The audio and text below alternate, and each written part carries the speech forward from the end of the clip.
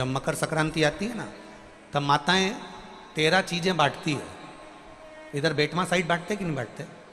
अरे बोलो, जम के बोलो। बांटते हैं। तो किसी पुराण में ये लिखा था कि आटा छानने की चलनी वो 13 चीज में बांट देना। पर माताओं में ना जाना कहां से वो लेकर आ गई कि मैं तो अब की बार 13 चीज में चलनी बांटूंगी। उन्होंने कहा ये बांटने का।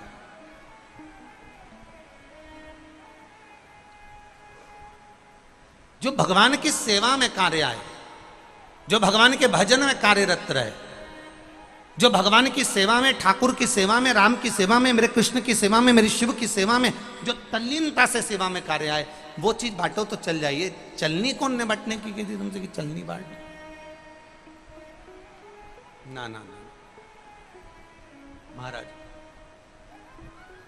माता पार्वती जी बैठी हैं, बेलपत्री की माला बना रही हैं, मंदार के फूल लगा रही हैं, शमी के पत्ते लगा रही हैं।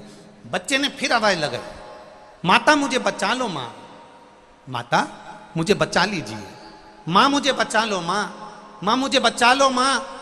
पार्वती जी फिर खड़ी हुई और माता पार्वती जी ने शिलाखंड पर खड़े होकर वापस निहारा, कोई बच्चा नजर नहीं आया, कोई बच्चा नजर नहीं आया। बार बार माता पार्वती बच्चे को निहार रही है और बच्चा चिल्ला रहा है। बार बार पलट कर देखा जा रहा है।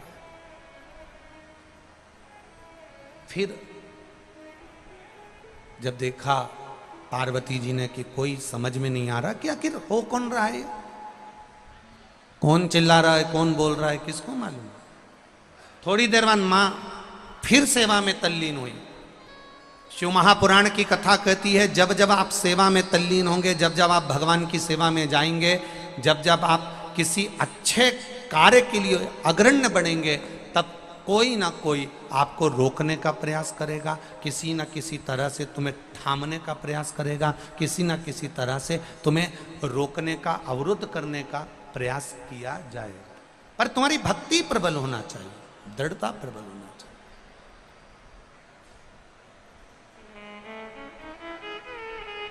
भक्ति की प्रबलता। मैंने तेरे ही भरोसे बाबा, तेरे ही भरोसे हवा बिच उड़ती जावांगी, बाबा डोर छड़ी ना में कटी जावांगी। भोले मैं तेरी पतंग, शंभू मैं तेरी पतंग। शिव कथा कह रही है। बच्चे ने फिर चिल्लाया और बच्चा जैसे ही चिल्लाया, अब की बार मां ने देख लिया। अभी तक मां देख रही थी पर्वत पर, अभी तक मां देख रही थी भूमि पर अब मां ने देखा कि एक जलाशय में एक मगर एक बच्चे को पकड़ने के लिए घाट पर आ रहा है। एक मगर, एक घड़ियाल, एक बच्चा सोया हुआ है, उसको पकड़ने के लिए घाट पर आ रहा है। छोटा सा बच्चा है। अब मां से रहा नहीं गया, मां से रहा नहीं गया। जैसे ही वो छोटा सा बच्चा चिल्लाया, पार्वती मैया पर्वत पे से कूद कर, जिस शिला पर माता पार्वती जी बैठी थी उस पे से कूद कर मां तुरंत मां उस शिला से कूदी और कूद कर जलाशय के पास में मेरी माता पहुंच गई। अब जैसे ही जलाशय के पास मेरी मां पहुंची और माता ने देखा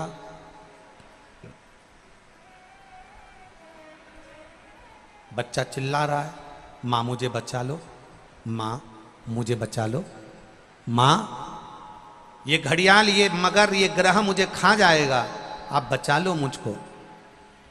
मां जाकर घाट पर खड़ी हो गई और खड़ी होकर माता ने घड़ियाल को रोका, ए घड़ियाल, ए ग्रह रुक, एक ग्रह, रुक जा, तू इस बच्चे को नहीं खा सकता, तू इस बच्चे को नहीं खा सकता। घड़ियाल मुस्कुराकर बोला, हंसकर बोला, पार्वती जी, इस सरोवर पर दिन के तीसरे पहर में जो भी मुझे मिलेगा वो मेरा भोजन होगा, ये मुझे वर प्राप्त है।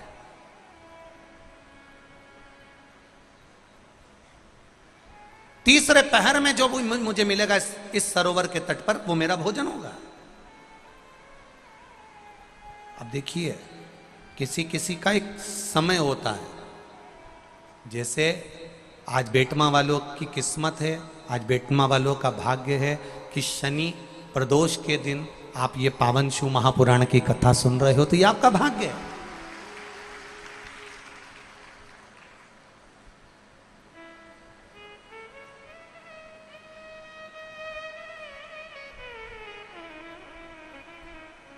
ये आपका भाग्य है, ये आपका सौभाग्य है।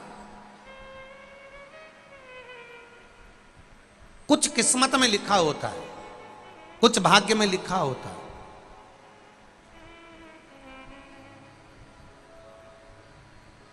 अब एक ग्रह, तुम इस बच्चे को नहीं खा सकते। ग्रह कह रहा है कि दिन के तीसरे पहर में जो भी मुझे भोजन मिलेगा मेरे घाट पर मुझे खाना है, क्योंकि ये मेरा आहार है, ये मेरा भोजन है, मैं इसको खाऊंगा। नहीं नहीं नहीं, मां कहती है तुम इसे नहीं खा सकते, क्योंकि ये मुझे पुकार रहा है, ये मुझे आवाज दे रहा है। और अगर ये मुझे पुकार रहा है, मुझे आवाज दे रहा है, तो तुम कैसे खा सकते हो इसको? तुम खा नहीं सकते। पार्वती जी कहती हैं तुम इस बच्चे को छोड़ दो। ग्रह कहता है ये बच्चा कौन है, तुम्हें मालूम है क्या? किसकी संतान है, तुम्हें मालूम है क्या?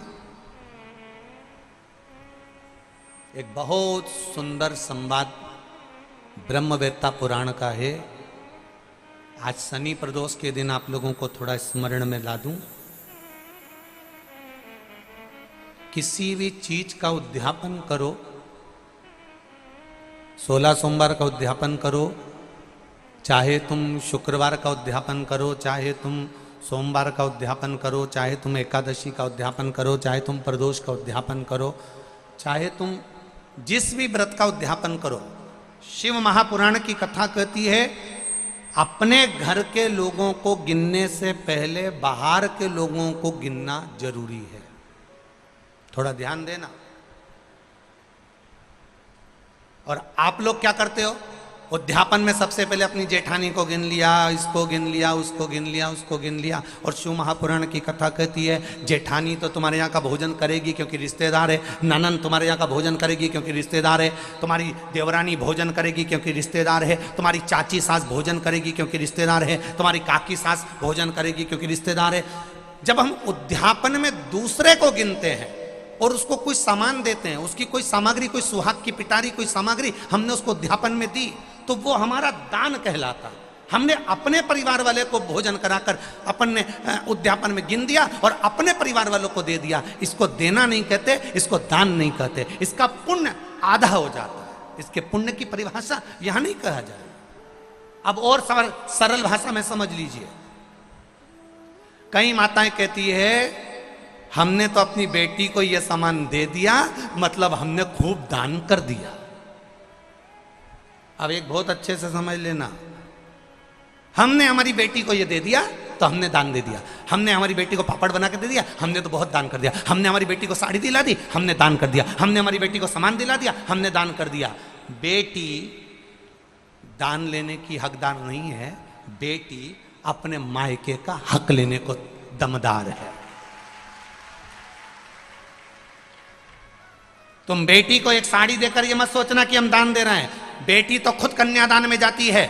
आप बेटी को अगर वस्त्र दे रहे हो तो दान नहीं कर रहे हो। आप बेटी को कोई सामग्री दे रहे हो तो दान नहीं कर रहे हो। आप बेटी को कोई सामान दे रहे हो, दान नहीं कर रहे हो। आप बेटी के बेटे को 500 रुपए का लिफाफा दे रहे हो, ये दान नहीं कहला रहा है। ये वो अपना हक लेकर जा रही है। आई है माँ बाप के घर में तो साड़ी तो देना पड़ेगी, नहीं देगी तो काले कोट वाला दिला देगा। उसमें ये दान नहीं है कि तुम कह दो कि नहीं साहब हमारी तो हमने बहन बेटी के दान दे दिया, हमने तो हमारी बहन बेटी के दान दे दिया, हमने तो हमारी बहन बेटी के दान दे दिया, तो बहन बेटी कहीं भिक्षा मांगे तुमसे? अरे बोलो तो नहीं बेटवा वालियों, बोलो बोलो जम के बोलो, तुम क्या भिक्षा मांगो कि हम भैया के जाएं तो दान लेके आएंगे? दान लेकर बहन बेटी नहीं आती, बेटी अपने भाई के यहां से दान लेकर नहीं आती, बेटी अपने मायके से दान लेकर नहीं आती, बेटी मायके में जाकर अपने माँ बाप से और कहती है कि किसी ब्राह्मण को बुलाकर मम्मी सत्यनारायण की कथा कराकर थोड़ा सा दान दे दो, ये बेटी कहती है। बेटी दान लेकर नहीं आती है, बेटी दान दिलवा कर आती है। और बेटी मायके से अगर एक साड़ी भी लेकर आती है तो वो दान की नहीं, बेटी अपना हक लेकर आती है। जब तक माँ बाप हैं तब तक बेटी लेकर आ रही। तो जितनी भी भाभियां हैं वो ये कहना बंद कर दे कि हमने ननन को कुछ दान दिया।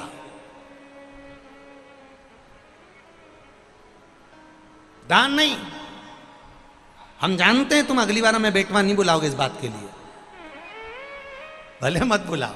और जो रीत की बात है, यहाँ शिव महापुराण की कथा कह रही है, यहाँ शंकर जी का संवाद कह रहा है कि पार्वती जी कह रही हैं कि ग्रह कह रहा है पार्वती जी से, इससे तुम्हारी कोई रिश्तेदारी है? ये बच्चा कौन है तुम पहचानती हो? इसके माँ बाप को जानती हो? इसकी रिश्तेदारी पहचानती हो? इस बच्चे को क्यों बचाना चाहती हो? इस बच्चे को मुझे खाने क्यों नहीं देना चाहती? पार्वती जी कहती हैं अगर मेरी संतान होती तो मैं छोड़ देती, पर ये ना जाने कौन है, किसका पुत्र है, उसने मुझे पुकारा है, इसलिए मैं इसको बचाना चाहती हूं। बहुत ध्यान देना, अतिथि देव भव, अतिथि देव भव। ये इतने सारे लाखों लोग आए हैं बेटमा में, इनसे किसी की रिश्तेदारी है क्या? अरे बोलो जम के बोलो, नहीं है। कोई इनको पहचानता है कि कहां से आ गए? कोई ट्राली में बैठ के, कोई ट्रक में बैठकर, कोई गाड़ी में बैठकर, कोई मोटरसाइकिल में बैठकर, किसी से कोई की रिश्तेदारी नहीं है। पर बेटमा में आए हैं और बेटमा के एक व्यापारी ने भी, बेटमा के एक व्यक्ति ने भी, बेटमा का एक व्यक्ति ने भी अगर इनको एक गिलास पानी भी पिलाया है तो समझ लेना तुमने अपने वाले को पिलाया तो ये सोच के पिलाया कि मेरी मौसी है, मेरी काकी है, मेरी बुआ जी है। पर पराये व्यक्ति को अगर हमने एक गिलास पानी भी पिलाया है, समझ लेना वो तुम्हारे खातों में करोड़ों का हो गया है। उसका फल कम नहीं हो सकता, वो करोड़ों का हो गया, अधिकता का हो गया।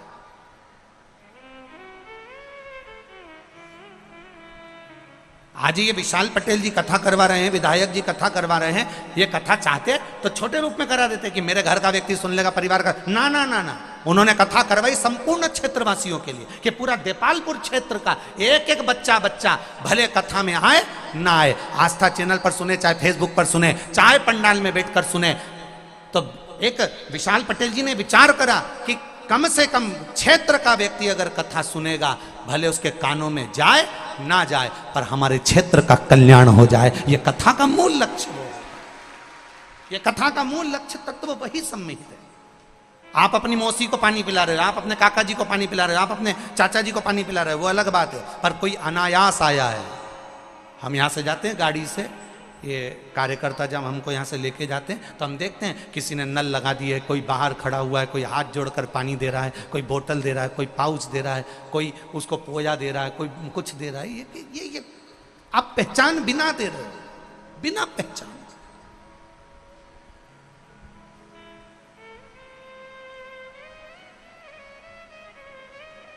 मिल रहा है उसका।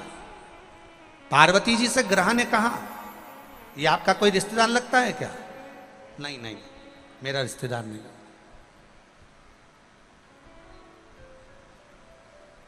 आपका रिश्तेदार नहीं है? नहीं। तो फिर आप इसको बचा क्यों रही हो? पार्वती जी बोली रिश्तेदार होता तो मैं तुम्हारे सामने दे देती, मेरा पुत्र होता तो मैं तुम्हारे सामने दे देती कि ग्रह इसको खा ले। पर दिक्कत यह है कि मैं इसको पहचानती नहीं हूं, ये कोई दूसरा।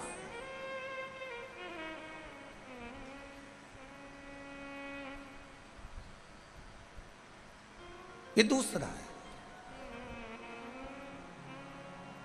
ये उसी में का हाल है। एक महिला ड्राइविंग लाइसेंस बनवाने के लिए गई, गाड़ी चलाना सीख गई और ड्राइविंग लाइसेंस बनवाने गई। तो जो मैनेजर था, ऑफिसर था, उसने महिला से पूछा, एक तरफ तुम्हारा भाई है, एक तरफ तुम्हारा पड़ोसी है,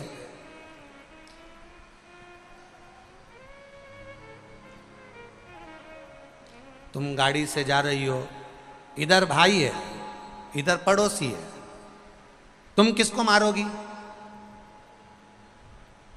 महिला तुरंत बोल दी, पड़ोसी को।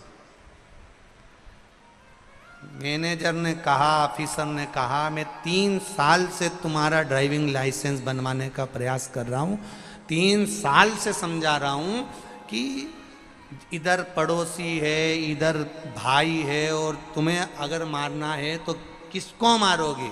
तुमसे 3 साल से कह रहा हूं कि ब्रेक मारूंगी ऐसा बोल, तू जब देखो जब पड़ोसी को मारूंगी बोलती है।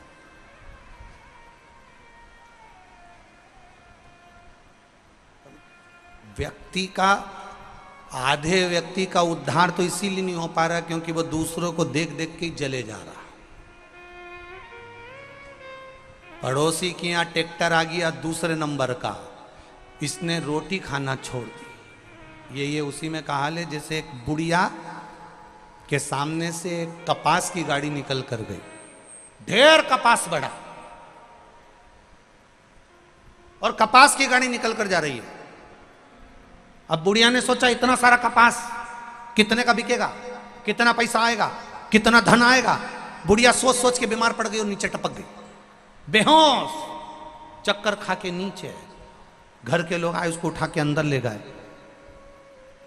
सबने पानी का छींटा दिया, उठ ही नहीं रही। सब चिल्लाने लगे, रोने लगे, बहुएं धाड़ धाड़ के रोने लगी, बेटे रोने लगे। डॉक्टर ने भी आकर देखा तो इसकी तो सांस नहीं चल रही, सब रो रहे हैं, सब चिल्ला रहे हैं। सामने वाली अम्मा को मालूम पड़ा जो इसके पास में बैठती थी, उसने आते से ही पूछा क्या हुआ? बस बैठी थी अम्मा बाहर ओटले पर, दरवाजे पर, सामने से कपास की गाड़ी निकल कर गई और अम्मा बस थोड़ी देर बाद चक्कर खा के गिर गई। इतने में सामने वाली आंटी ने कहा, सामने वाली अम्मा बोली तुम चिंता मत करो, अभी उठ के बैठती है, मैं अपनी सहेली को अच्छे से जानती हूँ, तुम रुको, तुम सब ऐसी कैसी रोना, मैं अभी बाहर जाती हूँ, अब भी आऊंगी। और जैसे ही वो अम्मा बाहर गई और आते से दौड़कर बोली, जी जी जो तेरे सामने से कपास की गाड़ी गई थी ना, उसमें आग लग गई। जी जी उठ के बैठ गई तुरंत, एकदम तैयार, और तुरंत पल्लू लेके बोली सही में।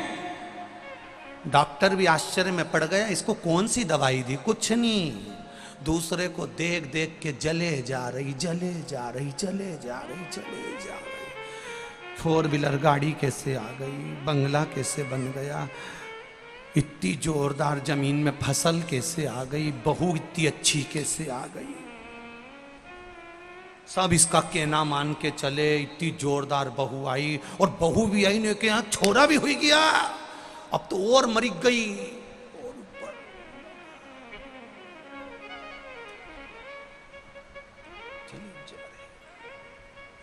शिव महापुराण की कथा कह रही है, क्या किसको रोइए,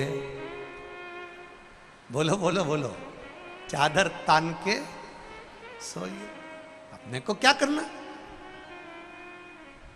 शिव मंदिर में जाना, शंकर के मंदिर में जाना, 1 लोटा जल अगर शंकर भगवान को चढ़ा रहे हो अपनी सामर्थ्यता के अनुसार, पड़ोसन चांदी के लोटे से जल चला रही है उससे हमें मतलब नहीं, पड़ोसन सोने के लोटे से जल चढ़ा रही है हमें उससे मतलब नहीं, पड़ोसन किस लोटे से जल चढ़ा रही है हमें उससे मतलब नहीं है। आपके पास में जो पात्र है भगवान को उस पात्र से जल चढ़ाओ, एक दिन आएगा भगवान तुम्हारे हाथ में भी चांदी का लोटा पकड़ा देगा।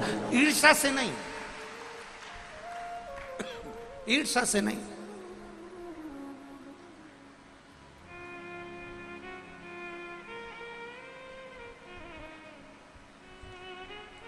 हमारी आदत है, हम शिव जी के मंदिर में जाते जाते भी हम थाली देख लेते हैं, इसकी पूजन की थाली में इतना सामान रखा है, मेरी थाली में तो कुछ है ही नहीं। अभी थोड़े दिन बाद ये होली हो जान, तो वो एक माता जी की पूजन होगी, शीतला माता की। शीतला माता की पूजन होती है, यहाँ होती है, अरे बोलो तो, होती है। शीतला माता की पूजन होती है ठंडे समय में, शीतल समय में। शीतला माता ने ये नहीं किया कि रोटी बना के उठो और थाली लेके लाइन में लग जाओ।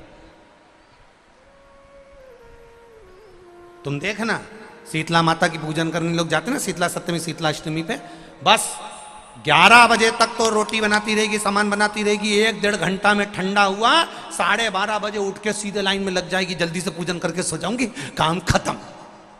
शीतला माता ने भी सोच लिया, बस तूने मुझे बेवकूफ बनाया, अब रुक जा तू।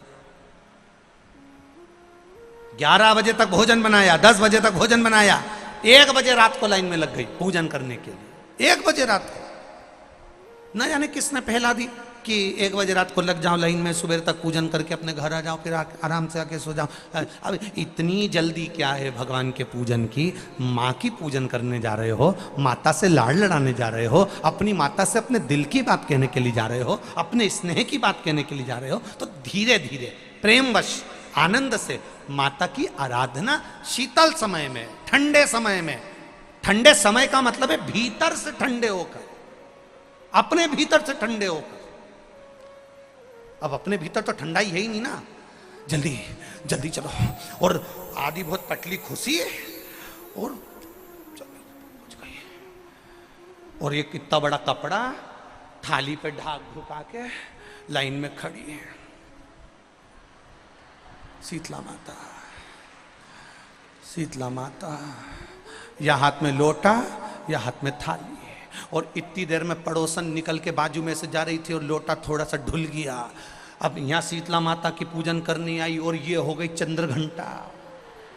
लोटा जरा सा ही पानी का झलका, देख के नहीं चल सकती, ठंडा भोजन हाथ में, लोटा ठंडा पानी का, और अंदर अग्नि। शीतला माता भी कह रही इसको अजान दो पहले, इसको क्या मतलब? भीतर से शीतल होइए, भीतर से ठंडे होइए। चित्त वृत्ति मन जब भीतर से शीतल होगा, ठंडा होगा, तो मेरी शीतला माता, तुमने पूजन करा ना करा, मेरी शीतला माता प्रसन्न हो जाएगी। बस भीतर से शीतल होइए, ठंडे होइए भीतर से।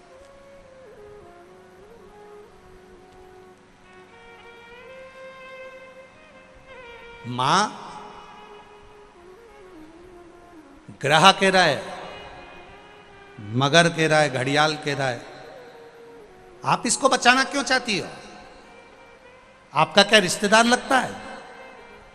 आपका क्या पहचान वाला है? आपका क्या परिचित है? नहीं। मां कहती है अगर मेरा परिचित होता तो बात दूसरी हो, ये मेरा परिचित नहीं है। तो फिर मां कहती है इसने मुझे पुकारा है, और माता कहकर पुकारा है। पार्वती जी का ये संवाद अपनी जिंदगी में उतार कर रखिएगा।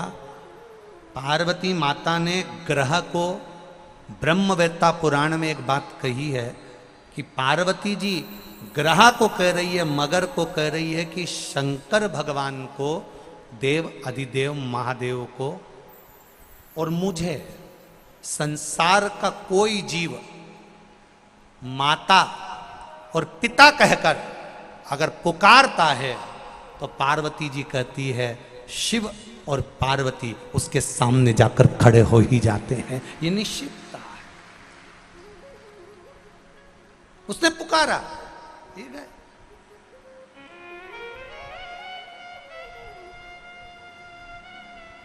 आप जिस भाव से पुकार रहे हो, आप जिस प्रेम से पुकार रहे, एक पत्र आया है देखिए,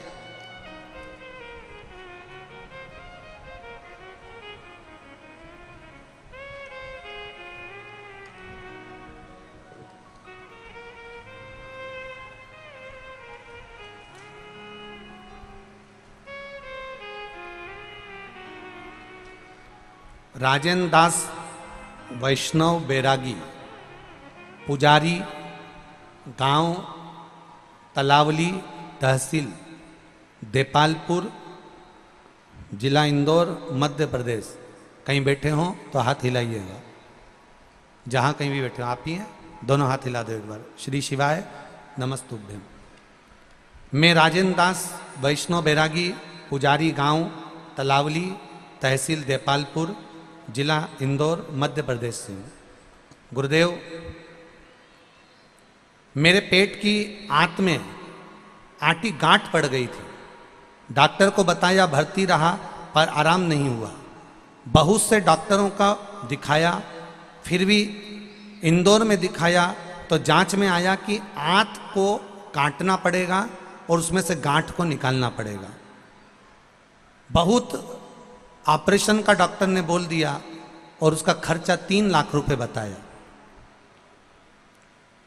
बॉम्बे से डॉक्टर बुलाना पड़ेगा, आंत काटेगा डॉक्टर और उसमें से गांठ को निकालेगा। भर्ती हो गए गुरुदेव। दूसरे दिन ऑपरेशन होना था, तो मैंने डॉक्टर से पूछ लिया कि मैं ऑपरेशन के बाद ठीक तो हो जाऊंगा। भगवान की कृपा देखो, डॉक्टर बोले कोई गारंटी नहीं है। बाद में इंदौर आ सको अस्पताल को, तब रात भर नींद नहीं आई गुरुजी। मैं पलंग पर पड़ा रहा पर नींद नहीं आई, और मैंने डॉक्टर साहब से वहीं से छुट्टी मांग ली कि मैं ऑपरेशन बाद में करा लूंगा। मन ही मन में सोचता करूं क्या, और अगर डॉक्टर कह रहा है कि कोई गारंटी नहीं है, बॉम्बे से डॉक्टर आएगा, सब करेगा, खर्चा भी 3 लाख हो जाएगा और मरना तो है, तो क्यों ना शिव के भरोसे हो जाऊं। गुरुदेव, बाबा की कृपा से मेरी मामा जी को सीहोर भेज दिया और सीहोर से एक रुद्राक्ष बुलवा लिया। उस रुद्राक्ष को पानी में गलाता, शिवजी को चढ़ाता, पानी पीना चालू कर दिया।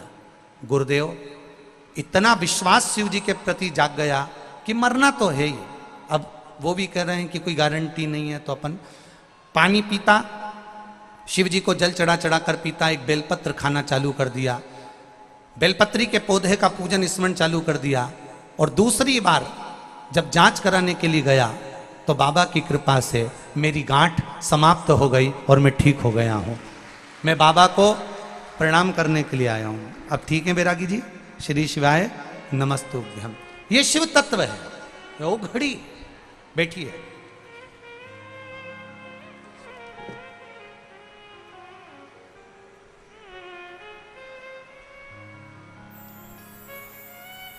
हाँ, एक लाइन बहुत अच्छी आपने लिखी है।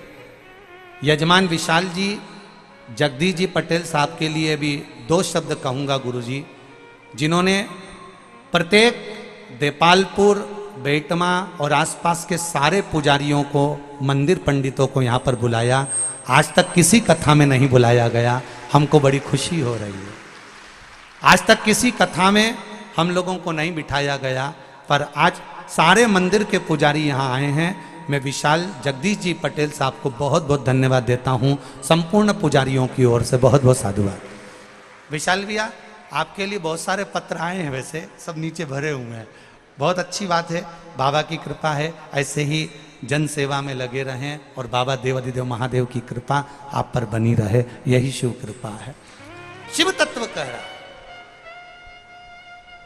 आप विश्वास रखोगे।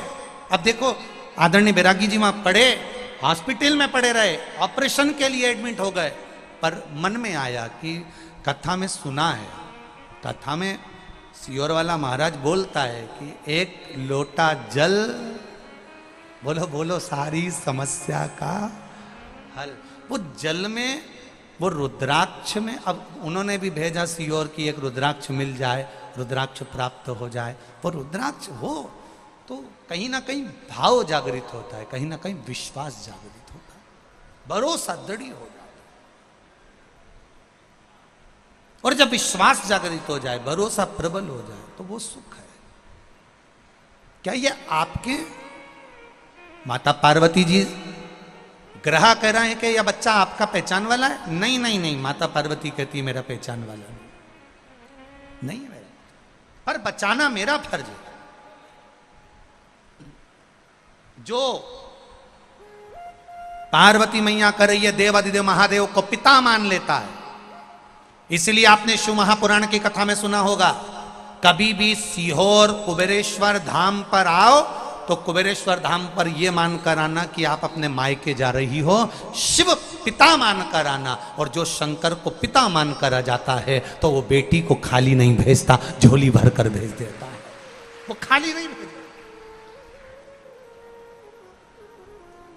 एक श्रेष्ठता के सुख के साथ आई, एक आनंदता के साथ।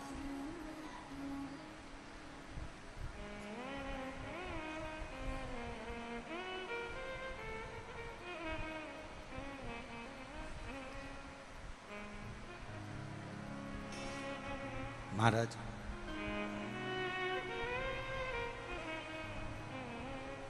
बस उसके द्वार पहुंचे, प्रार्थना करी, विनय करी, निवेदन करा, वो सुख मिला, आनंद पाया।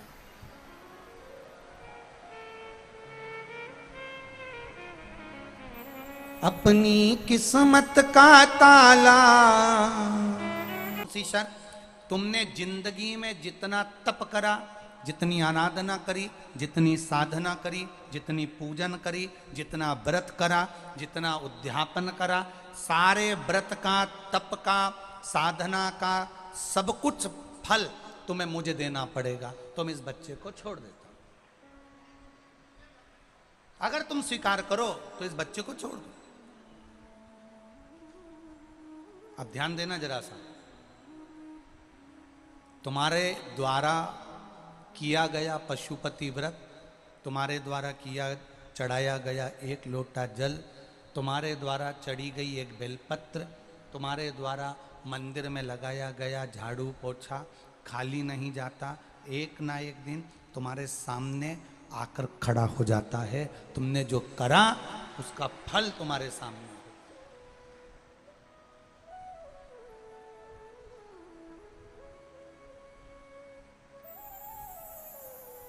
जो तुमने करा उसका फल मिलेगा।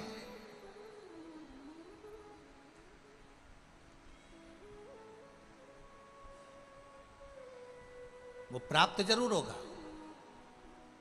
आपने जो व्रत करा, आपने जो साधना करी, आपने जो तप करा, ये सारे तप का फल ग्रह कह रहा है, मगर कह रहा है मुझको दे दो, वो घड़ियाल कह रहा है मुझे दे दो। पार्वती जी कहती हैं ठीक है ले लो, छोड़ो संकल्प। संकल्प छोड़ो।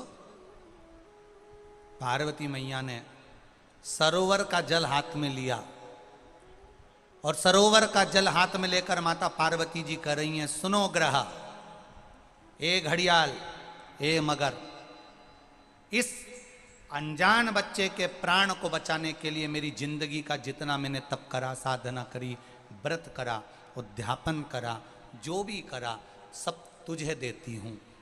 जल छोड़कर दे दिया, जल छोड़कर दिया।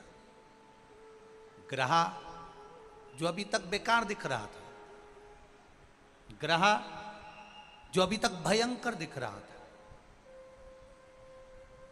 जैसे ही पार्वती जी का तप साधना का बल उस ग्रह को मिला, मिलते से ही वो ग्रह चमकने लगा, एकदम सुंदर हो गया।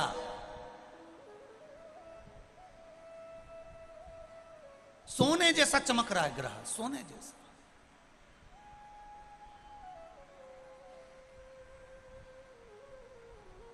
भाई क्रीम की चमक 15 दिन, 20 दिन, 6 महीना, 8 महीना रहती है, पर अच्छे कर्म की चमक जिंदगी भर मरते दम तक रहती है। अच्छे कर्म की चमक। फिर कहेंगे एक बार, मत बुरे कर्म कर बंदे वरना पछताएगा, भगवान की आंखों से तू बच नहीं पाएगा, तू बच नहीं पाएगा। अरे ओ अज्ञानी मत करना। तेरे कर्म का फल भी तू ही पाएगा, जैसा किया तूने तेरे आगे आएगा। मत बुरे कर्म कर बंदे वरना पछताएगा, भगवान की आंखों से तू बच नहीं पाएगा, तू बच नहीं पाएगा। शिव कथा कह रहे,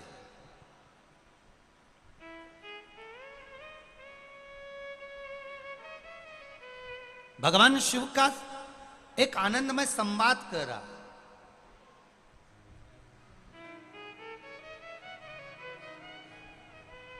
पार्वती जी ने दे दिया अपना तब्बल, ग्रह चमकने लगा, मगर चमक गया, सुंदर हो गया, एकदम सोने जैसा चमक रहा था मगर। प्रसन्न चित्त में मगर ने कहा, ग्रह ने कहा, पार्वती जी आप इस बच्चे को लेकर जा रही हो, आपका ये बच्चा मैंने छोड़ दिया है, इसको मैं अब खाऊंगा नहीं, पर एक निवेदन करना चाहूंगा, आपकी जिंदगी लग गई, हजारों वर्ष आपने तप करा, बेलपत्री का पत्ता खाया, नासिका के एक श्वास से श्वास लेना, उसी से छोड़ना, वो भी छोड़ दिया आपने, आपके शरीर पर मिट्टी दबती जलती चली गई, और आपने इतना बड़ा बड़ा तप करा, साधना करी, और एक मिनट में पराए बच्चे के लिए आपने वो तपबल दे दिया, आपने वो तपबल एक पराए बच्चे के लिए दे दिया।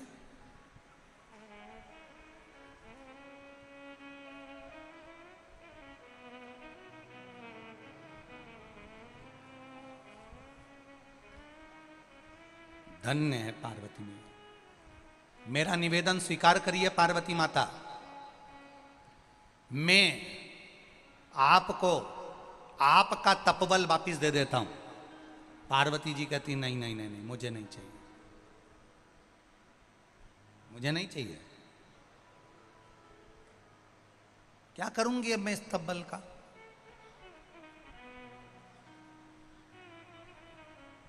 आप अपने पास रखो। करूंगी क्या मैं तपबल का? पार्वती जी हजारों वर्ष का तप है तुम्हारा, जिस तप के बल पर तुम्हें देवाधिदेव महादेव मिले हैं, जिस तप के बल पर महादेव ने तुम्हें वर्ण किया है, जिस तप के बल पर भगवान शिव ने तुम्हें अपना बनाया है, यह हजारों वर्ष का तप है, हजारों वर्ष का।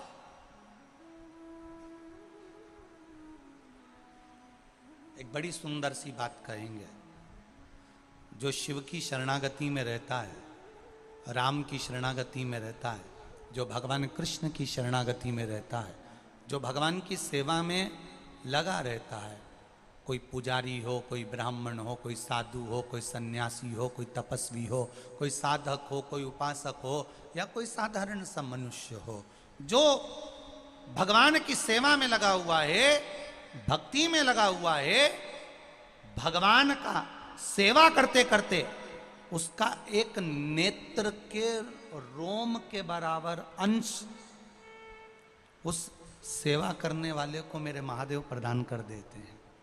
सेवा करने वाले, तुम देखना,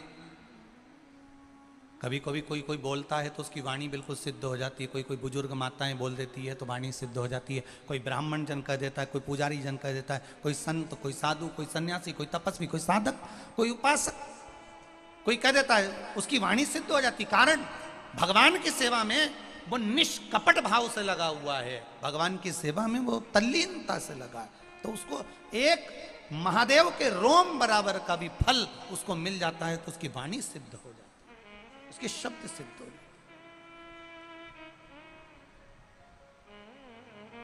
इस व्यासपीठ से बेटमा की इस पावन धरा से आज एक बात कहना चाहेंगे, आपकी जिंदगी में अच्छी लगे उतार लेना। जितने लोग आस्था चैनल पर सुन रहे हैं, जितने फेसबुक यूट्यूब पर सुन रहे हैं, वो भी अच्छे से सुन लेना। एक लोटा जल लेकर जो देवाधिदेव महादेव के मंदिर जा रहा हो, जो शंकर भगवान की आराधना कर रहा हो, राम कृष्ण की आराधना में डूबा हुआ हो, निवेदन है उसको देखकर कभी जिंदगी में हंसना मती और उस पर कभी उंगली उठाना मती, नहीं तो जिंदगी भर ना उंगली रहती है ना कहने के लिए शब्द रह पाता है। जो नारी, जो बच्चा, जो पुरुष, जो बच्चा युवान हो, बूढ़ा हो, जवान हो, किसी अवस्था का हो, नारी हो, पुरुष हो, ब्राह्मण हो, क्षत्रिय हो, वैश्य हो, शूद्र हो, जिस वर्ण का हो, अगर वो शिव की आराधना में लगा है, शंकर के मंदिर में रोज जा रहा है, प्रतिदिन शिवालय में जाकर सेवा कर रहा है, भले झाड़ू लगाए, पोछा लगाए, एक लोटा जल चढ़ाए, चाहे बेलपत्री रखे, चाहे निर्माल्य को लेकर विसर्जन कर आए, कुछ भी, अगर वो शिवालय में जा रहा है, शंकर की गुणगान गा रहा है, शंकर की आराधना कर रहा है, शिव महापुराण कथा सुन रहा है, शिव की अर्चना में लगा है, जिंदगी में कभी उस पर ना तो उंगली उठाना, ना कभी अपशब्द कहना, क्योंकि शिव के भक्त कभी पलट कर जवाब नहीं देते, पर शिव के भक्त का जवाब वो महाकाल राजा, कालाधिपति समय के अनुसार दे ही देता है, वो देता है। शिव का भक्त कभी जवाब नहीं देता, शंकर कालाधिपति त्रिकालदर्शी कैलाशी स्वयं देता है। जिस घर में माता पिता रहते हैं, उस घर में बच्चे अगर झगड़ते भी हैं ना, तो सबसे ज्यादा डांट लगाने वाले माता पिता होते हैं। बच्चे आपस में डांट नहीं लगाते, बहुएं आपस में डांट नहीं लगाती, पति देवर आपस में डांट नहीं लगाते। घर के बुजुर्ग बैठे हैं तो कह देते हैं अभी हम जिंदा हैं, क्या बड़बड़ कर रहे हो, चुपचाप बैठो, हम बैठे हैं ना, निर्णय हम देंगे, काम हम करेंगे। ब्रह्मा ब्रह्म लोक में रहते हैं, भगवान विष्णु बैकुंठ लोक में रहते हैं, मृत्यु लोक का देवाधिदेव है महादेव। शंकर भगवान कहते हैं तुम्हारा बाप बैठा है, पिता बैठा है, जवाब मैं दूंगा, तुम्हें देने की जरूरत नहीं,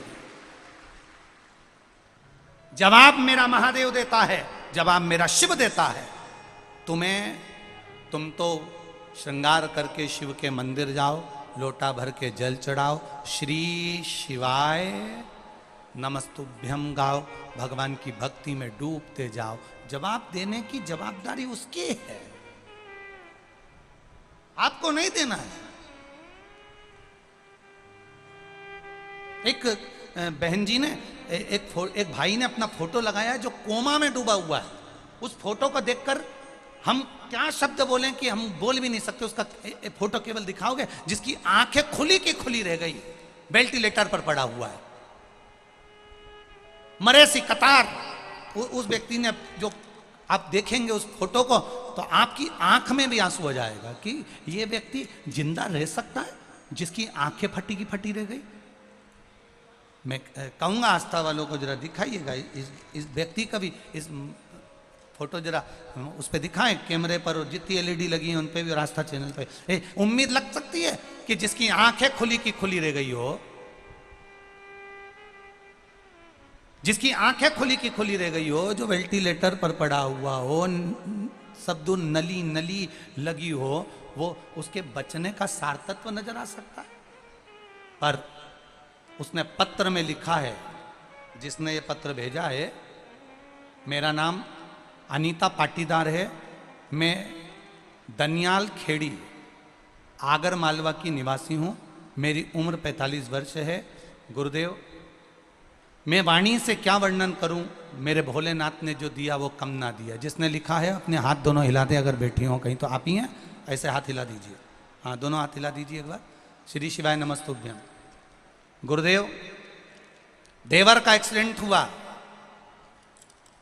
कोमा में चले गया, जिसका फोटो आपने देखा। डॉक्टर ने हाथ खींच लिए, मना कर दिया, वेंटिलेटर पर पड़ा हुआ है।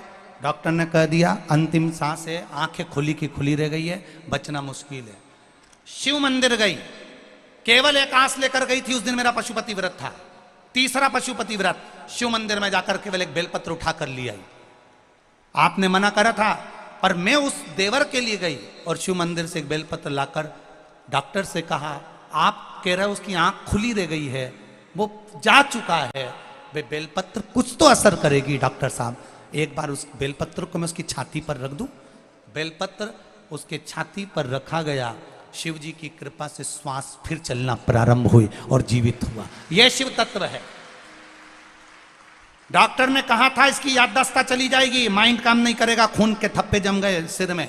पत्र में लिखा है बहन ने, खून के थप्पे जम गए, अगर जीवित भी रह गया तो मरे जैसा रहेगा। गुरुदेव, इस पत्र में बहन ने लिखा है कि उसकी सांस भी चल रही है और हाथ पैर भी चल रहे हैं और उसकी याददाश्त भी पूरी है। ये मेरा शिव है, ये मेरा उगड़ी है। बहन बेटी है, हर हर महादेव बैठ जाइए। शिव तत्व इसी को कहते हैं। अकाल मृत्यु वो मरे जो काम करे चंडाल का, काल उसका क्या बिगाड़े जो भक्त हो महा काल का। शिव की आराधना का फल खाली नहीं जा सकता। जवाब आपको नहीं देना है। शिव का भक्त कभी पलट कर जवाब ना दे। शिव के भक्त को जवाब नहीं देना है। उस काल अधिपति जिसने काल बनाया, समय बनाया, समय की सुई बनाई, तिथि बनाई, वार बनाई, इसलिए उसको महाकाल कहते हैं। वो महाकाल जब आएगा समय पर जवाब देकर जाएगा, आपको नहीं। पार्वती जी आप ये वापिस ले लो पुण्य। पार्वती जी कहती है पुण्य वापिस नहीं लूंगी, इस बच्चे को मैंने बचा लिया, बहुत है। उसी बच्चे में से देवादिदेव महादेव प्रकट हो गए।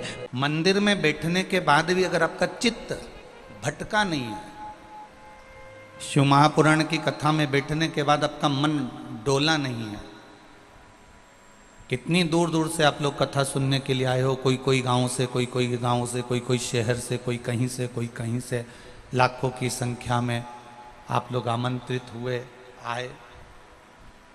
एक 3 घंटे की कथा है, 1 बजे से 4 बजे तक। उस कथा का इंतजार आप सवेरे 10 बजे से, 9 बजे से, 8 बजे से, 7 बजे से, 6 बजे से कर रहे हो, और जाते जाते भी शाम के 5 बज जाएगी, 6 बज जाएगी, 7 बज जाएगी। 3 घंटे की कथा के लिए आपका दिन भर का समय लग रहा है, मतलब ये निश्चित है कि आप परमात्मा को पाने के लिए अपना संपूर्ण जीवन निछावर करने को तैयार बैठे हो, ये निश्चित था।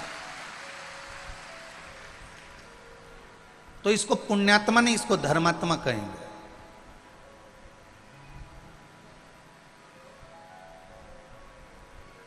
दो क्षण के लिए आप भगवान के पास जाएं, उस 2 क्षण में आप भगवान के पास पहुंचे, और वो 2 क्षण में भी अगर आपका भजन, आपका चित्त, आपकी वृत्ति, आपका मन भगवान में लग गया, तो समझ लो कि आपका जीवन सार्थक हो गया।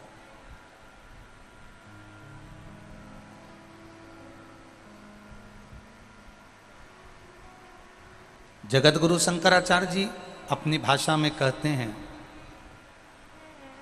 जगत गुरु शंकराचार्य जी अपनी वाणी में कहते हैं कि संपूर्ण ब्रह्मांड का कल्याण उस दिन निश्चित है जिस दिन एक एक सनातन धर्म का व्यक्ति, संसार में रहने वाला एक एक मनुष्य अपने भीतर विराजमान शिव को पहचान ले। और जिस दिन वो अपने भीतर शिव को पहचान लेगा, उस दिन वो स्वयं मंदिर नहीं जाएगा, मंदिर में बैठा हुआ महादेव उसके पास में आएगा, जिस दिन उसने भीतर के शिव को पहचान लिया।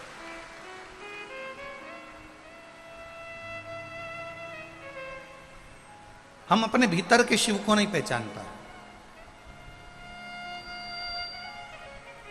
हम अपने भीतर विराजमान देवादिदेव महादेव को जान नहीं पा रहे।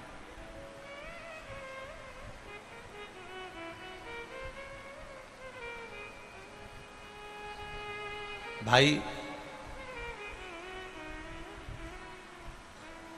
पैसा पड़ा हुआ देखकर जैसे कोई लोभी, पैसा पड़ा हुआ देखकर जैसे कोई लोभी उसको उठाने के लिए झुक जाता है, वैसे ही महादेव का मंदिर देखकर जिस दिन भक्त का सिर अपने आप झुकना प्रारंभ हो जाए, समझ लेना कि महादेव के मिलने में देरी नहीं। एक लोभी, जो लोभ में समाया हुआ है, वो लोभी अगर पैसा पड़ा हुआ दिखता है तो उसको वो उठा लेता है। एक लोभी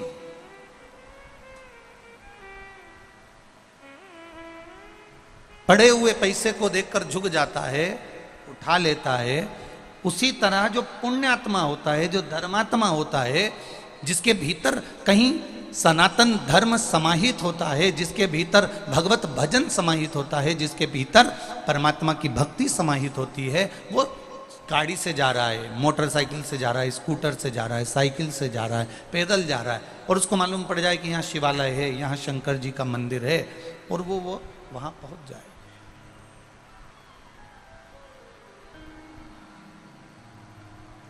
उसकी भक्ति, उसका विश्वास, उसकी दृढ़ता वहां बन जाए। शंभु शरणे पड़ी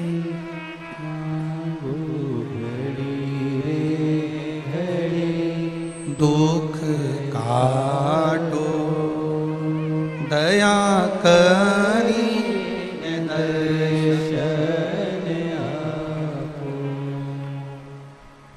एक लोभी व्यक्ति धन देखकर झुक जाता है और एक सत्कर्मी भजनावली शिव की भक्ति करने वाला शिव का मंदिर देखकर झुक जाता है।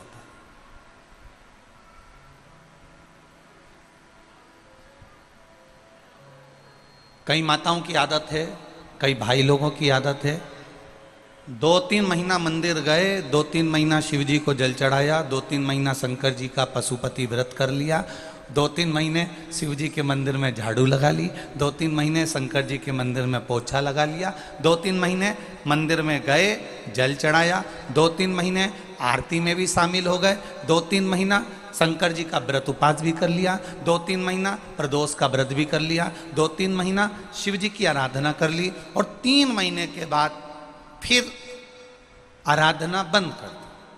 अब ना तो मंदिर में लोटा भर के जल चढ़ाएगी, अब ना सोमवार का व्रत करेगी, अब ना पशुपति व्रत करेगी, अब ना कोई मंदिर में जाकर झाड़ू लगाएगी, ना पोछा करेगी। उससे पूछा गया, क्यों भाई? अरियो जी तूने मंदिर जाना क्यों बंद कर दिया? अरे भोलानाथ जी हमारी सुने ही नहीं। अच्छा, भोलानाथ जी नहीं सुना तो तूने मंदिर जाना बंद कर दिया हो? अब मैं काय को मंदिर जाऊं, मैं काय को जल चढ़ाऊं, अब मैं काय को लोटा भर के पानी चढ़ाऊं? भोलानाथ जी तो मेरी सुने ही नहीं। पर शिव महापुराण की कथा कहती है,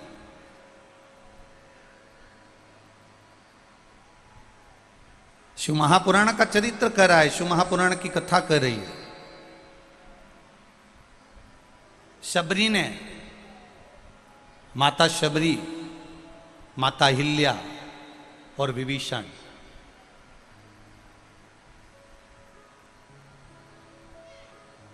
ना तो माता शबरी को मालूम था कि राम आएंगे, ना माता अहिल्या को मालूम था कि राम आएंगे, और ना विभीषण को मालूम था कि राम आएंगे।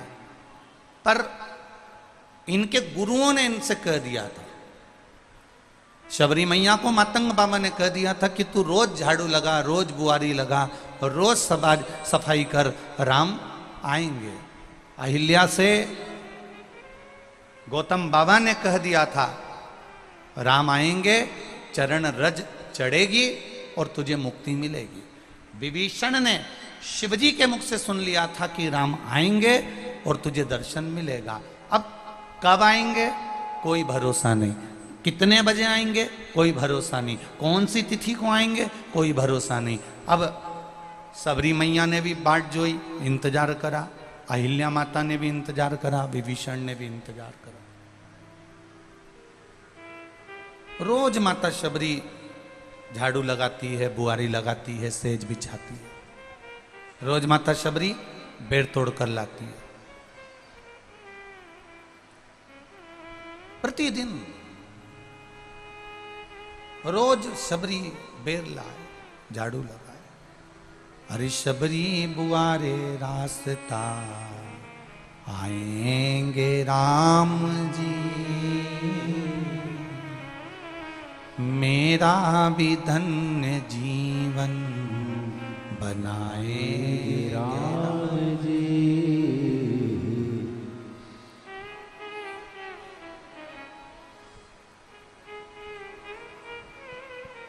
गई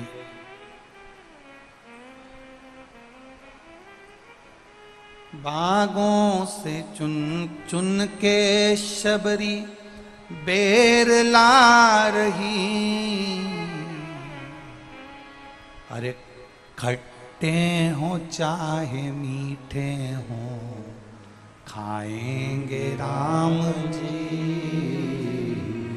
शबरी सवारे रास्ता आएंगे राम जी, मेरा भी धन्य जीवन बनाएंगे राम जी। कर रही है रोज प्रतीक्षा। गुरुजी ने कहा था कि तू रोज झाड़ू लगा, रोज पोछा लगा, रोज दरवाजा साफ कर, रोज रंगोली डाल, रोज फूलों की सेज बिछा, कभी तो राम आएंगे। इस व्यासपीठ ने,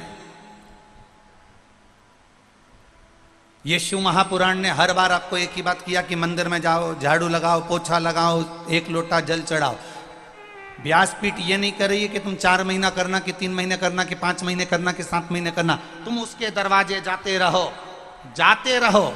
जैसे शबरी रोज बेर तोड़ के लाती थी, उसको लगता था आ जाएंगे, रोज बेर तोड़ के लाई, उसको लगा आ जाएंगे, रोज झाड़ू लगाई आ जाएंगे, रोज सेज बिछाई आ जाएंगे, रोज बुआरी लगाई आ जाएंगे, रोज बेर तोड़ते तोड़ते तोड़ते तोड़ते बचपन जवानी या देहड़ी निकल गई।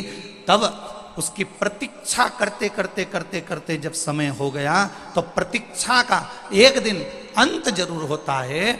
जैसे प्रतीक्षा करते करते जब सबरी थक गई, तब सबरी के दरवाजे पर राम आए। तुम जिस दिन लोटा भर के जल चढ़ाते चढ़ाते चढ़ाते चढ़ाते चढ़ाते चढ़ाते तुम्हारा जीवन निकल जाए, तब समझ लेना कि शिव का दर्शन तुम्हें होगा जरूर। ये निश्चितता, ये निश्चितता।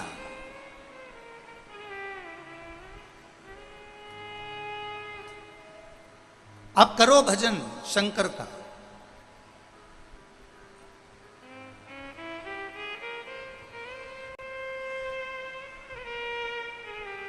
आप करो उसका स्मरण। और जब हम शिव भक्ति की ओर अग्रण्य हो जाएंगे, जब शंकर जी की भक्ति की ओर आगे बढ़ जाएंगे, शिव मिल जाएगा। शबरी मैया ने रोज बुआरी लगाई, प्रतीक्षा करते करते करते करते, इंतजार करते करते समय बीत गया, राम जरूर आए।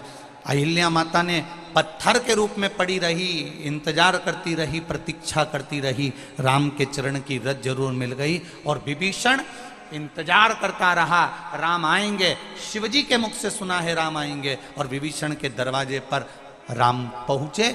अर्थात शिव महापुराण की कथा कहती है, आपने अगर कोई नियम बनाया है, आपने अगर कोई नियम धारण करा है कि मैं रोज मंदिर जाऊंगी, तो तुम्हारे नियम को एक ना एक दिन पूरा करने के लिए, समापन करने के लिए, उस नियम का उद्यापन करने के लिए मेरा महादेव जरूर तुम्हारे सम्मुख में आकर खड़ा होगा। ये निश्चित था। आप करो, आप बनाओ। एक पत्र आया है, देखिए।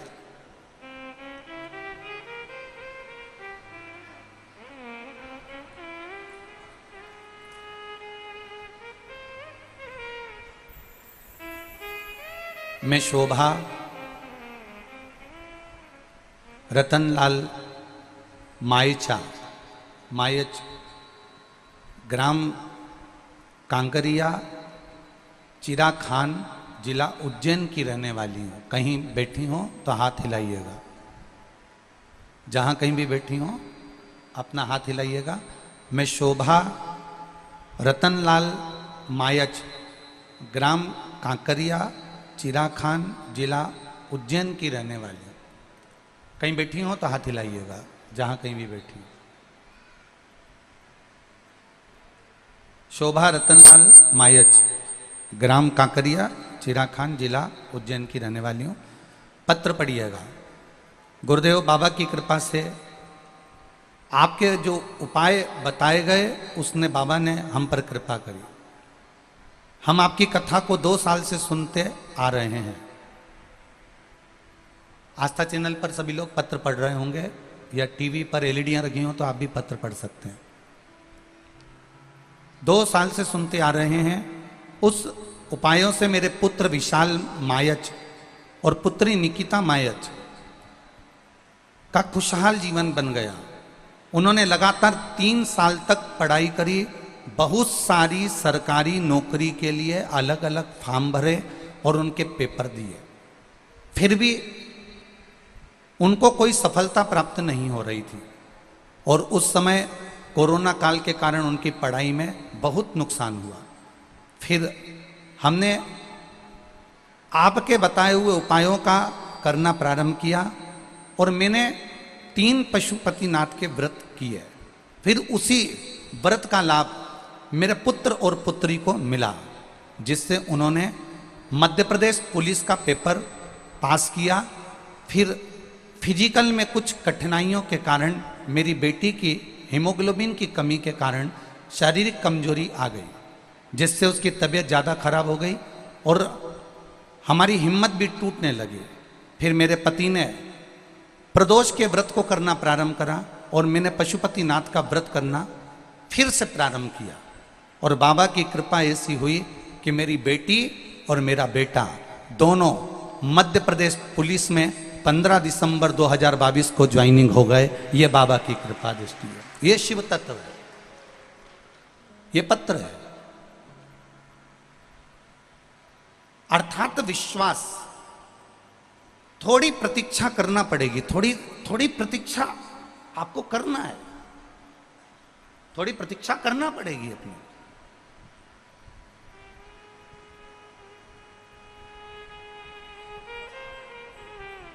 आज के लोग क्या चाहते हैं कि बस हमने 1 लोटा पानी चढ़ाया और बाबा हमारी सुन ले। आज की दुनिया के लोग तुरंत चमत्कार चाहिए। और शिव महापुराण की कथा कहती है कि भोले बाबा के पास कोई चमत्कार नहीं है, शिव जी के पास में कोई बेल भभूति नहीं है, शिव जी के पास में कोई ऐसा मंत्र नहीं कि तुम्हारे ऊपर फेंक दिया जाए और तुम्हें गड़ा हुआ सोने का हंडा मिल जाए। ऐसा कहीं का सोने का हंडा निकालने वाला हो तो हमको भी बता देना कि यूं एकदम कुछ फेंक दे और हंडा निकल जाए। शिव जी के पास में ये नहीं है। शंकर भगवान ने श्री गणेश जी महाराज से कहा तुम्हें कर्म करना पड़ेगा। शंकर भगवान ने अपने षडानंद कार्तिकेय से कहा तुम्हें कर्म करना पड़ेगा। शंकर भगवान ने अशोक सुंदरी से कहा तुम्हें कर्म करना पड़ेगा। शंकर भगवान ने अपनी 5 बेटियां जया, विषहरा, सामरीबारी, दौतली, देव, इन 5 बेटियों से कहा तुम्हें कर्म करना पड़ेगा। शंकर भगवान ने अपनी बहुओं से कहा तुम्हें कर्म करना पड़ेगा। शिव जी कोई चमत्कार नहीं कर रहे हैं, कर्म करना पड़ेगा। और कर्म करने के बाद उस कर्म को भगवान पर सौंप दो। कर्म करने के बाद उसे देवाधिदेव महादेव को दे दो, उसका फल अपने आप मिल जाएगा। आज के दुनिया के लोगों को तुरंत फल चाहिए, तुरंत। और तुरंत फल के चक्कर में दुनिया के लोग ना जाने कहां कहां भटक जाते हैं, ना जाने किस किस के चक्कर में पड़ जाते हैं कि तुरंत फल चाहिए। कोई ऐसा मिल जाए जो हमको करोड़पति बना दे, कोई हमको ऐसा मिल जाए जो हमको धनपति बना दे, कोई हमको ऐसा मिल जाए जो हमको वैभवपति बना दे। और वो धनपति की जगह तुमको इतना लूटता रहेगा, इतना लूटता रहेगा कि एक दिन तुमको रोडपति बना देगा। शिव महापुराण की कथा कहती है किसी चमत्कार के चक्कर में नहीं, किसी इधर उधर के चक्कर में नहीं। शिव महापुराण की कथा कहती है जैसे मां जगतजननी पार्वती देवाधिदेव महादेव के चक्कर में रही, गणेश जी महाराज शंकर जी के चक्कर में रहे, सदानंद कार्तिकेय शिव जी के चक्कर में रहे, माता लक्ष्मी, नारायण, ब्रह्मा, ब्रह्माणी, इंद्र, जितने भी देवी देवता हैं सब शिव जी के चक्कर में रहे। बस आपसे भी निवेदन है कि बेटमा में आप जिस शिव महापुराण की कथा सुन रहे हो, हमें किसी के चक्कर में नहीं पड़ना। अगर पढ़ना है तो देवाधिदेव महादेव के चक्कर में पढ़ना है, उसके मंदिर तक जाओ। और भोलेनाथ के मंदिर भी जा रहे हो तो ये सोचकर मत जाना कि 1 दिन जल चढ़ाऊंगी या 2 दिन जल चढ़ाऊंगी या 3 दिन जल चढ़ाऊंगी या 4 दिन जल चढ़ाऊंगी या 5 दिन जल चढ़ाऊंगी। ना ना ना ना, तेरे मंदिर में आना मेरा काम है और मेरी बिगड़ी बनाना तेरा काम। आप उसके दरवाजे पर जाते रहो, आप उसकी चौखट पर जाते रहो, आप उसके द्वार तक जाते रहो, वो आपको फल देगा, ये निश्चितता।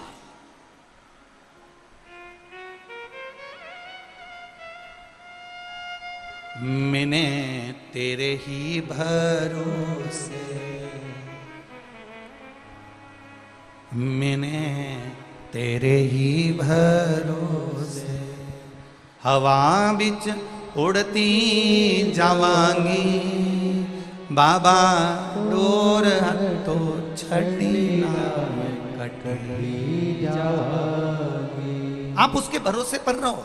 एक पत्र में एक भाई ने अपनी बहन का पत्र लिखा है, देखिए।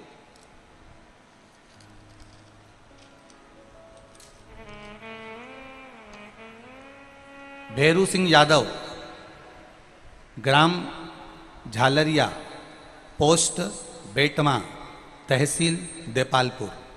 कहीं बैठे हो तो हाथ हिलाइएगा। आप ही हैं? दोनों हाथ हिला दो एक बार। श्री शिवाय नमस्तुभ्यम। मैं भैरू सिंह यादव, ग्राम झालरिया, पोस्ट बेटमा, तहसील देपालपुर, जिला इंदौर, मध्य प्रदेश। मेरी बहन कृष्णाबाई, पति स्वर्गीय मनोहर सिंह यादव, ग्राम अटावदा, तहसील देपालपुर, बेटमा से मात्र 12 किलोमीटर दूर। बहन को बच्चे नहीं हैं, पति भी नहीं है। मेरी बहन के पेट में कैंसर की गठान थी। डॉक्टर ने ऑपरेशन का किया, जिसे 3 वर्ष हो गए। बीच में तबीयत फिर खराब हुई, अहमदाबाद भी ले गए। वहां डॉक्टर ने जवाब दे दिया कि यह कुछ महीने की मेहमान है। तब बहन कृष्णाबाई ने एक मन में धारणा बना ली, और मैंने भी एक धारणा बना ली कि बहन, तेरी बीमारी में जो पैसा लग रहा है, अगर देवाधिदेव महादेव तुझे ठीक कर दे, तो ये पैसा डॉक्टर की उस बीमारी में लगाने की अपेक्षा अपना मकान तोड़कर उस मकान की जगह पर अपन शिवालय बना देंगे, पर बाबा बस तुझे ठीक कर दे। और बाबा की कृपा से शिव मंदिर का निर्माण करा, और मेरी बहन जब धीरे धीरे ठीक होने लगी, उसका पैसा कैंसर में लगना हमने बंद कर दिया, तो मेरी बहन भी ठीक होने लगी। और उसी के पैसे से आज बाबा का एक मंदिर का निर्माण कर दिया, जिस मंदिर का मैं फोटो भी लगा रहा हूं। ये शिव तत्व है। बैठिए यादव जी, बहुत बहुत धन्यवाद। अब मेरी बहन ठीक है, और वो आस्था चैनल पर घर में बैठकर कथा सुन रही है। मैं बाबा को यहां पर प्रणाम करने आया हूं। यादव जी बहुत बहुत साधुवाद। ये चित्त वृत्ति है, ये मन, ये एकाग्रता, ये आपका चिदानंद, ये स्वरूप आपके भीतर होना चाहिए।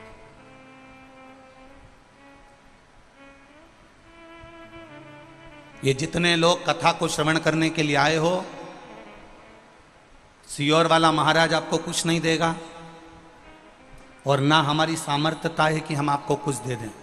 पर इतना याद जरूर रखना कि पंडाल में तुम जितने कदम चलकर कथा के इस पंडाल के अंदर आकर बैठे हो, जितने लोग आस्था चैनल पर और फेसबुक यूट्यूब पर कथा सुन रहे हो, जितने यहाँ बैठकर कथा सुन रहे हो, ये विश्वास रखना कि मेरा देवाधिदेव महादेव तुम्हारी झोली खाली नहीं रखेगा, वो भरकर जरूर भेजेगा। निश्चितता।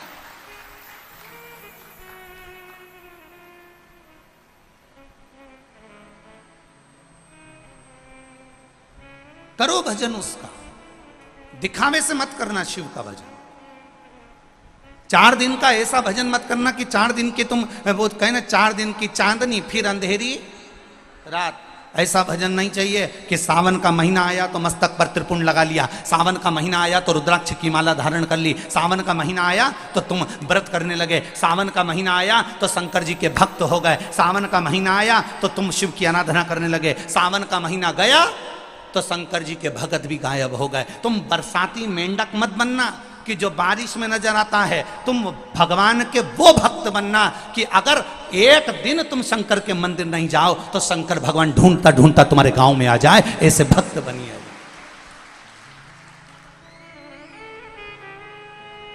शिव के वो भक्त बनो, वो ढूंढता ढूंढता तुम्हारे दरवाजे पर पहुंच जाए।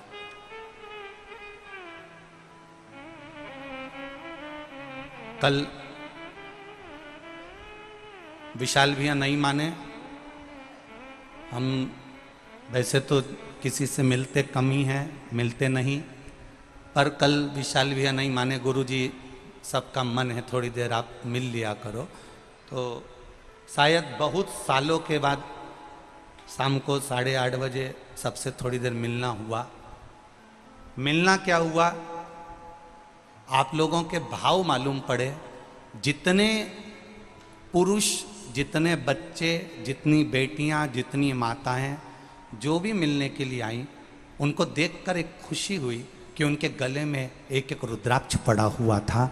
वो देखकर एक आनंद समा गया। धन्य है आपको, प्रणाम करता हूं आपके पावन चरणों को, नमन करता हूं।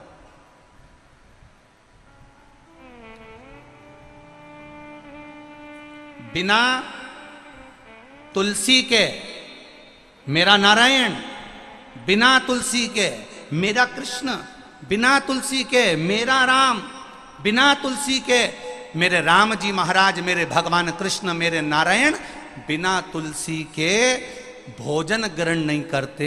उसी तरह बिना तुलसी की माला के और बिना रुद्राक्ष की माला के मेरे महादेव स्वीकार नहीं करते। ये निश्चित था। बिना तुलसी के भोजन के भगवान भोजन नहीं खाता।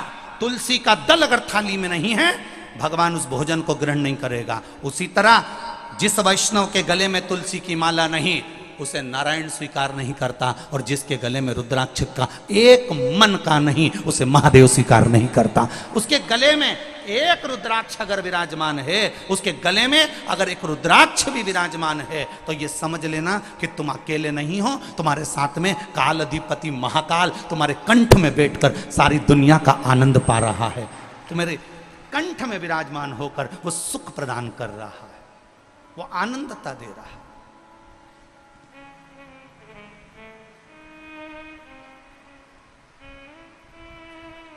एक बार रामकृष्ण परमहंस जी वृंदावन की रज में पहुंचे।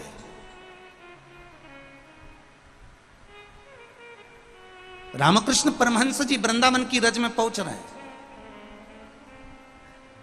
भारत की भूमि का पहला संत, भारत की भूमि के पहले संत रामकृष्ण परमहंस, जो मथुरा के रेलवे स्टेशन पर उतरे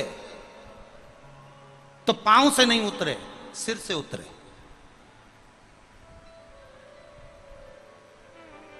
किसी ने पूछा रामकृष्ण परमहंस जी से, गुरुदेव मथुरा के रेलवे स्टेशन पर उतर रहे हो, पांव से उतरो, ट्रेन से सिर के बल उतरोगे तो गिर जाओगे। रामकृष्ण परमहंस जी कहते हैं, जिस मथुरा और वृंदावन की रज में मेरे भगवान कृष्ण ने अपना चरण रखा है, उस मथुरा वृंदावन की रज में मैं अपना चरण नहीं, अपना सिर रखना चाहता हूं, इसलिए सिर के बल उतरे।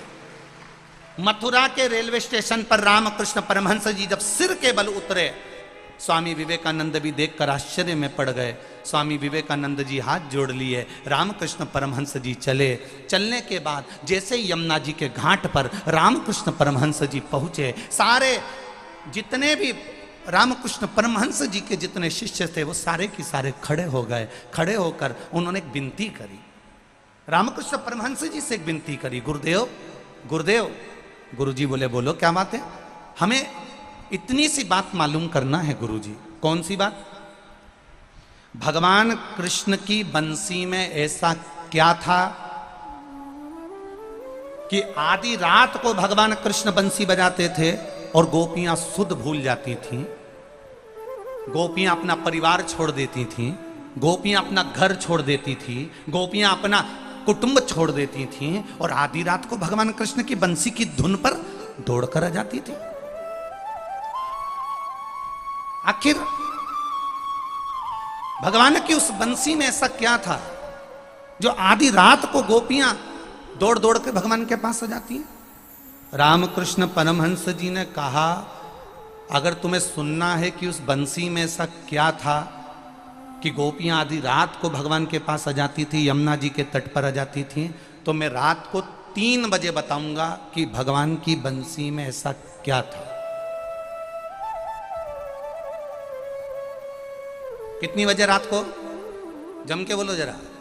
3 बजे रात को बताऊंगा। अब 3 बजे रात को भगवान की बंसी में ऐसा क्या था जो गोपियां दौड़कर आती थी? सुनने के लिए उनके शिष्य थे 100, उनके इस बात को सुनने के लिए आ गए 2-4 हजार। यमुना जी का पूरा घाट भरा गया। इतनी भीड़, इतनी भीड़, इतनी भीड़ कि अपार जन समुदाय हो गया। अब रामकृष्ण परमहंस जी 3 बजे नहीं आए, 3:30 बज गई, रामकृष्ण परमहंस जी नहीं आए। सुबह की 4 बज गई, रामकृष्ण परमहंस जी नहीं आए।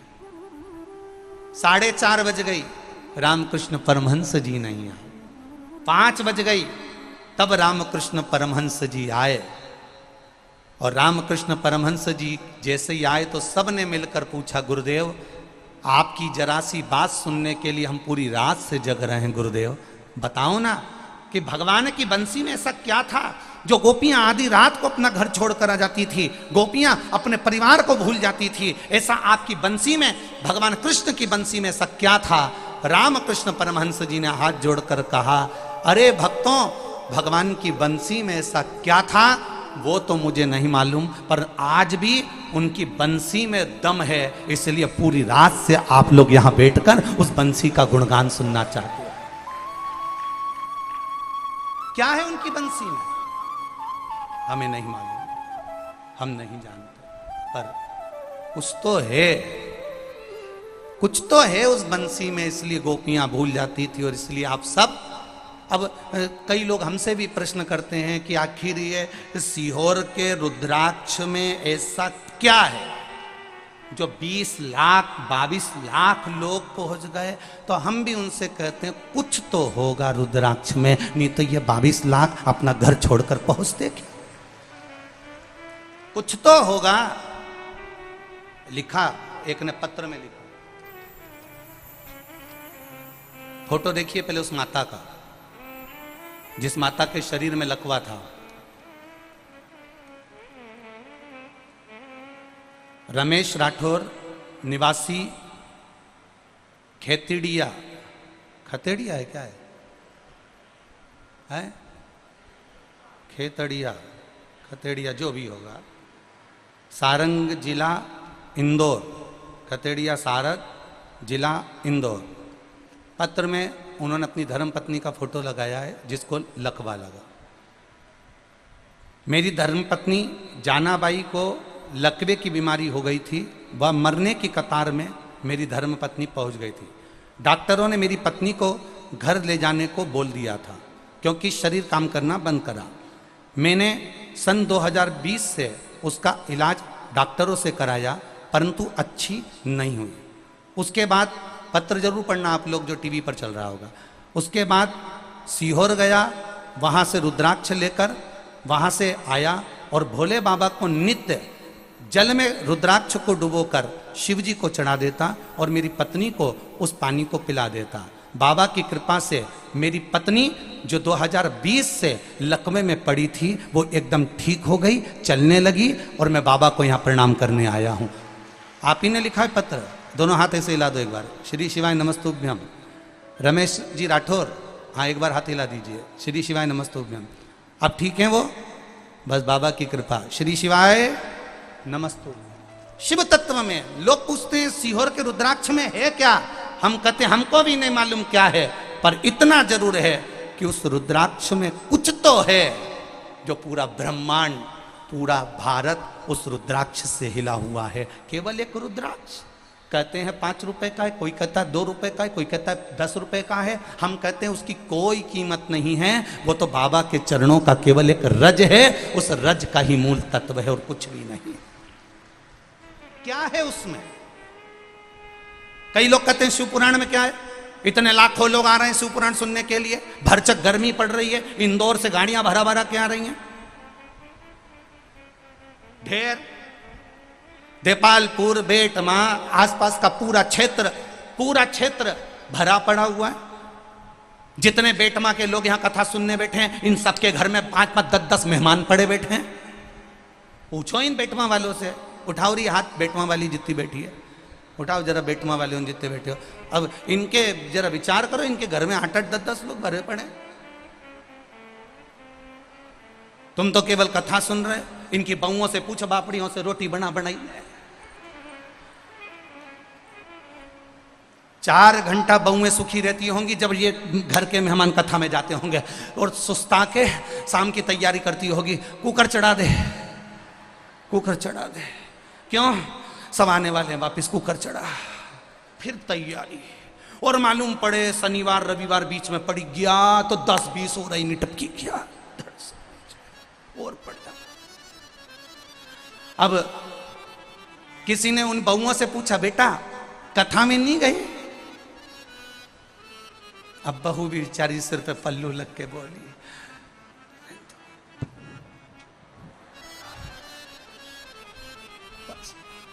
अगली बार सीहोर वाला महाराज जब कहीं पास में आएगा, हमारे गांव में नहीं, पास में कभी आएगा तो हम उनसे कह देंगे सासू से तुम यहाँ सुनो, हम वहाँ चले। हम भी अब किसी के यहाँ मेहमानी करने जाएंगे, होंदे पास में कथा, 4 दिन 6 दिन 8 दिन आनंद। कौन किसके यहाँ आता है जीजियों? शादी भी होती है ना तो कोई मुंह दिखाने के लिए आता है, पर शिव महापुराण की कथा केवल एक ऐसी होती है जो मेहमान खुद फोन लगाकर बोलता है मैं 4 दिन तुम्हारे यहाँ रहूंगा। कथा सुनना, कथा सुनना है। हम शादी में निमंत्रण देने जाते हैं, आना जीजी, आना फूफा जी, आना बुआ जी, आना काका जी, आना मौसी जी, आना मासा जी, आना जीजा जी, आना जीजी। हम पत्रिका दे देकर आते हैं और इतने अहंकार में जो भी आता है शादी में ऐसा अप टू डेट बन के आता है, सारा काम हाथ में हाथ चाहिए। पर केवल शिव महापुराण के जितने भगत आपके घर में मेहमान के रूप में आते हैं, आधे से ज्यादा काम तो वही कर लेते हैं। अरे हम आए हैं केवल कथा सुनना है, आनंद लेना है, 7 दिन की भक्ति करना है, आनंद पाना है, इसके बाद चले जाना है। क्या करना है उसमें? क्या है शिव पुराण में?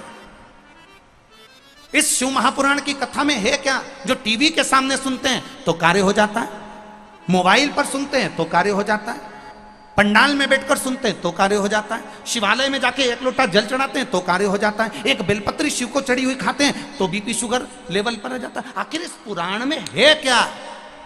ये तो हमको भी नहीं मालूम कि पुराण में है क्या, पर इतना जरूर जानते हैं जिसने विश्वास महादेव पर कर लिया। रामचरितमानस में लिखा है शंकर विश्वास रूपिणो, शिव पर जिसने विश्वास कर लिया उसको महादेव मिल गया, उसका कार्य सफल हो गया। शिव के मिलने से,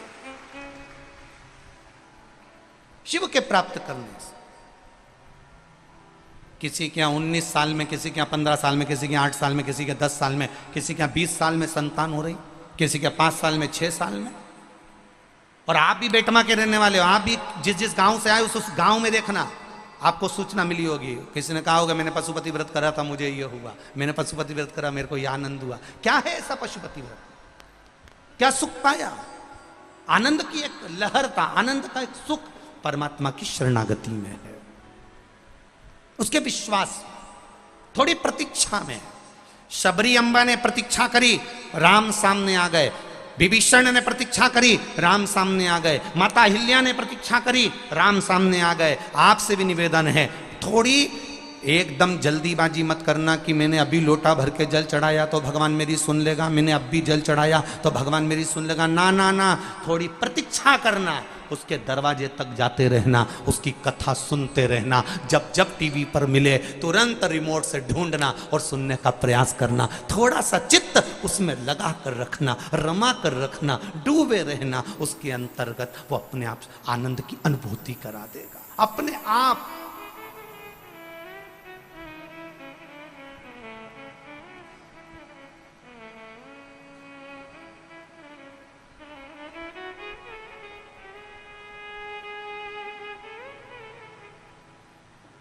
बस उसकी चाकरी, उसकी चाकरी जरूरी है और वही डाल देता है। अब दिल से कहो उसको, वो दिल से सुनता है।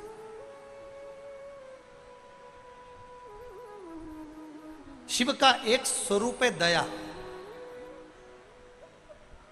शिव का एक स्वरूप है प्रतीक्षा,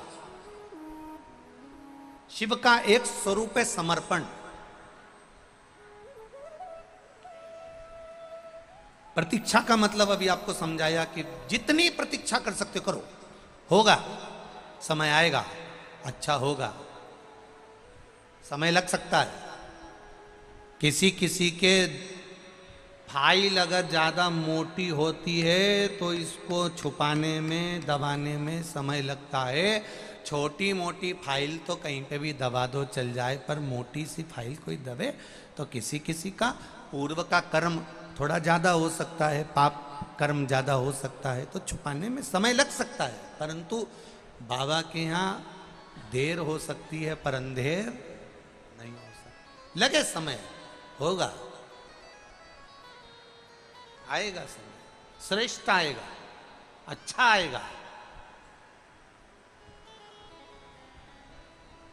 शिव पुराण कह रही है। दया, मां पार्वती जी बैठी हैं शिलाखंड पर, बच्चे के रोने की आवाज आ रही है वापिस। पार्वती मैया बेलपत्री के पत्ती की माला बना रही हैं, मंदार के फूल लगा रही हैं, शमी के पत्ते लगा रही हैं। कल आपको कथा में कहा था किन किन चीज में सुई का प्रयोग नहीं होता। ये सुई इसीलिए हमारे सनातन धर्म में बेटी की विदाई में चलनी, झाड़ू, सुई और अचार। हमारे यहाँ बेटी की विदाई में पापड़ देते हैं, बड़ी देते हैं, जो चीज खराब ना हो।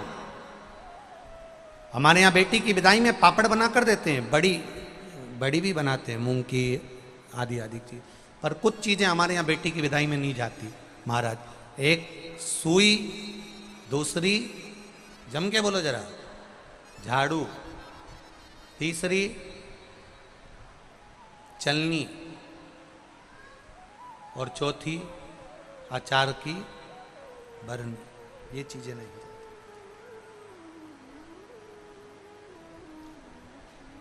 बेटी को तुम्हारे घर का अचार बहुत अच्छा लगता है। वो कहती है मम्मी मेरी माँ बहुत अच्छा अचार डालती है।